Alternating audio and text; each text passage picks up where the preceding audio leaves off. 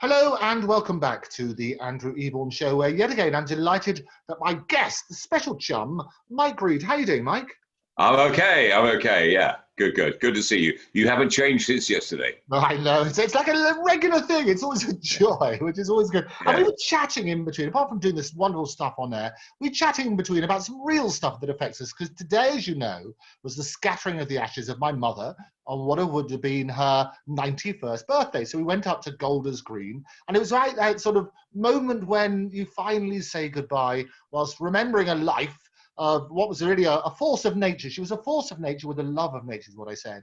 And people deal with death and passing in strange ways, because also we had Ian Mitchell pass today of the Bay City Rollers, and he was quite a youngster. And I think when you're preparing for loss, you have more of a chance to try and deal with it. When it comes out of the blue, it's quite shocking. How do you cope?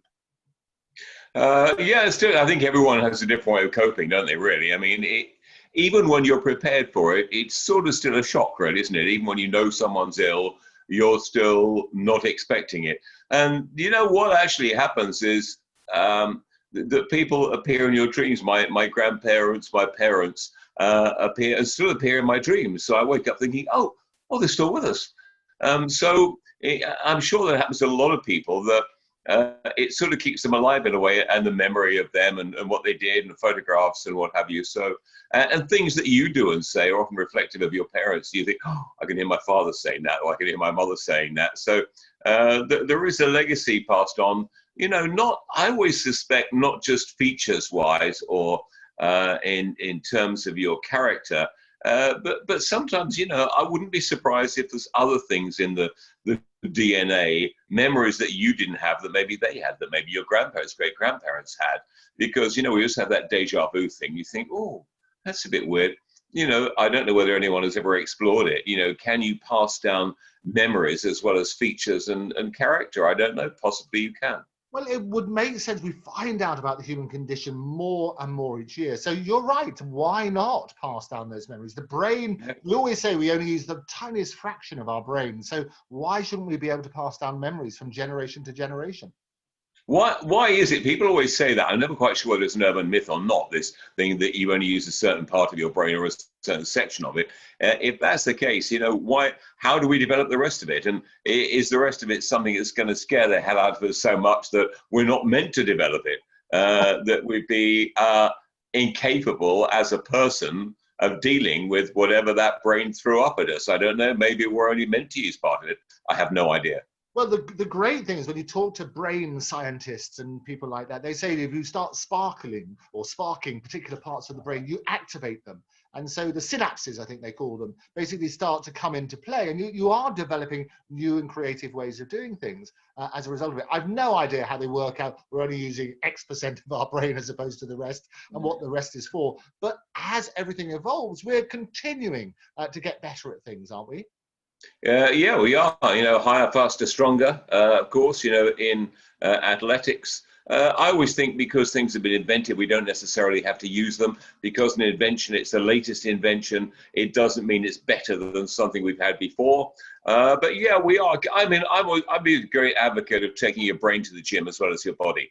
You know, you try and keep your body fit, but you've got to keep your brain fit as well. It's no good having being an old guy or an old lady with a really fit body and your brain's not working, or vice versa. So I think you have to have a balance. You have to keep your brain working. People often forget that as well. They go to the gym pumping iron, but you know, you've got to be alert as well and keep your grey cells going. And you know, maybe that you're putting muscle on your brain, so you're keeping it agile and and keeping yourself looking forward to things. I think that's the thing. I think as soon as people start saying, "Oh, well, I'm bored. I've got nothing to do now," or people have retired, I think you probably start going downhill then.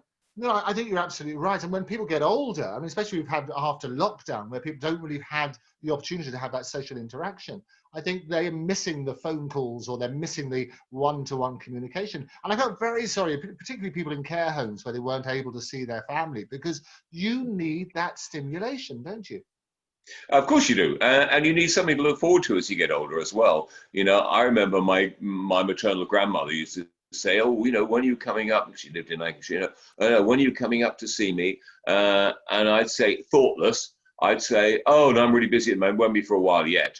Not thinking about what she wanted. and she wanted something to look forward to. And suddenly, Idiot Features here, it dawned on me. And so I'd say, oh, maybe soon, actually. Well, I'll get the bed Ed, I'll get some food in. It was giving her something to look forward to. And I think that's what we all need. You think, oh, I've got that coming up at the weekend. I've got that next week. You know, we need something to look forward to. That's the impetus that keeps us going, that drives us forward. No, you're absolutely right. And I think where our elderly parents and other relatives and friends are concerned, the more we can keep in touch, the more we can make that phone call today, tell them what we really feel, tell them everything, just in case they're not here tomorrow. I think it's a great philosophy, because it makes it hard. That's a great worry. If you start taking a great interest in someone, phoning them a lot, asking how they go, hang on, do you know something I don't know? But yeah, no, you're right. It's the encapsulated in the Mike and the Mechanics, the Living Years. You know, I wish we all do that. You know, why didn't I say something? Why didn't I tell them I love them? You know, I did, but a lot of us have grown up in families that are maybe not tactile. It doesn't mean they love you any less. Today, parents and kids are very tactile. Everybody hugs. The men hug their, hey, how are you? You know, everyone's hugging, everyone's kissing. But back in the day, a lot of families weren't tactile. I don't think my father loved me any the less, but it was like, oh, hello. And there's a sort of stiffness about it, you know, but that was, you know, maybe of the period. And before that, even more so, you know, where people like Evelyn Waugh said to his children, you were allowed to come and see me in my office at 5 o'clock in the afternoon, you know, make an appointment with your father. So it's extraordinary, isn't it? And you're right there. I mean, you're right. We did become more tactile, but obviously with the new rules and regulations, people are going to be missing those hugs. They're not allowed to do them anymore. That's right. I mean, I guess we'll get back to it. I've seen people who started hugging and shaking hands. I mean, I shook hands with someone yesterday, and I thought, oh, before I knew what I'd done, I shook hands. I went and watched them afterwards. But you know, yeah, it's a very strange thing, isn't it? That we've sort of been caring about people more. But mentally, but not physically, because we can't do it physically, so we can do it mentally. And it's a strange thing. I think we'll probably, you know, get back to normal-ish. I mean, I saw someone today saying, oh, this will be with us permanently now. And I thought, well, so's pneumonia, so's bronchitis, so's the flu, so are colds. We don't talk about, oh, you know, the flu will be with us forever. You know, it is. We've grown up. We have flu. It's something we have.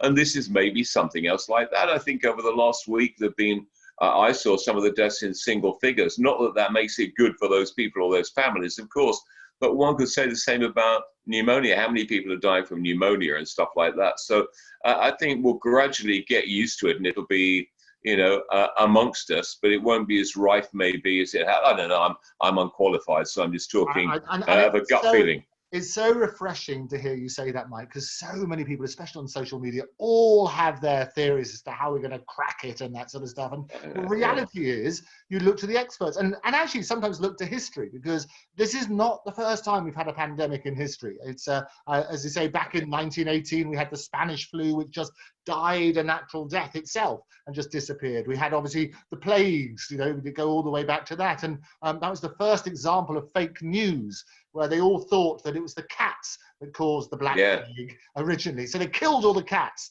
And obviously they discovered it was actually the rats, because all the cats had been killed, there were more rats.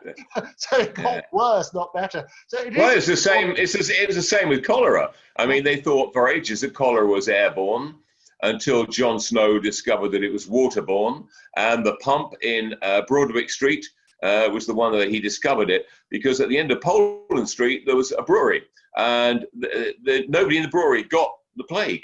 And he couldn't work out why. It's because they were all drinking beer, not water.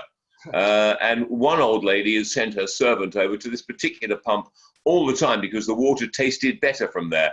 And John Snow, of course, is commemorated in that area now, discovered that cholera wasn't, was again fake news. It wasn't airborne, it was waterborne. Yeah, no, quite extraordinary. But just in terms of loss, I mean, coping with it, I think, by, as you say, it's by sharing those memories, it's by talking about those sort of things. And so often it's sad that these are the family get-togethers are now at funerals rather than other occasions. And it's looking back over history, getting those tales. The great thing in this day and age, we can record the videos, we can try and fulfill wishes. I mean, one of the great things about my mother was that every time we went out to a restaurant, she would look at the dessert menu.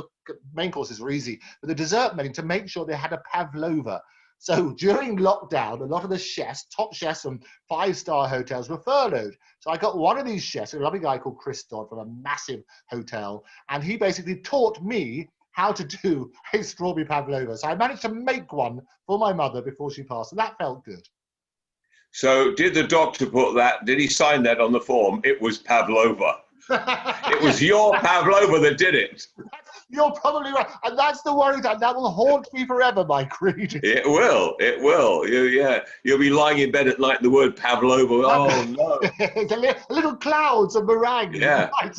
Yeah. What was interesting, and you'll know this as a historian, fantastic stuff, is that actually, my mother was cremated at Golders Green. And actually, Anna Pavlova is also at Golders Green. And that's what gave the name to the pavlova.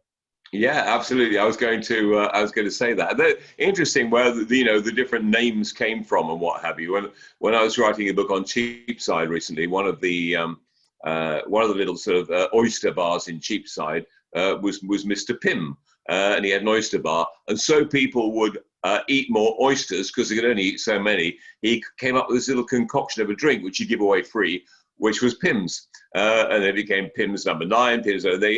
By the 60s, they had about 12 different Pimm's. It's scaled back down again now. They tried to sort of expand very quickly, but all those things, they all have their roots somewhere. No, absolutely. And we love it. I mean, we'll definitely do that in a future episode and things like that. You were telling me earlier about your mother and how when you were discussing particular pieces of music and a particular piece of music which you put words to. Tell us about that. Well, it was a bit the other way around because she said to me, for my funeral, I'd like W.H. Davis, Leisure. What is this life full of care? We have no time to stand and stare.